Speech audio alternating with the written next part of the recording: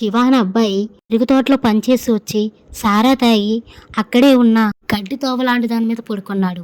అలా పడుకోగా మధ్యరాత్రిలో శివకి ఏవో ఏడుపు శబ్దాలు వినిపిస్తున్నాయి. ఎవరో గట్టిగా వేడుస్తున్నట్టు శబ్దాలు వినిపిస్తున్నాయి. అది విన్న శివ వెంటనే లేచి కర్ర పట్టుకొని తోటంతా వెతుకుతున్నాడు. అక్కడెవరూ లేరు, కానీ చివర ఎవరో ఏడుస్తున్నారు. అటు తిరిగి ఎర్రటి చీరలో కూర్చుని ఏడడం చూశాడు.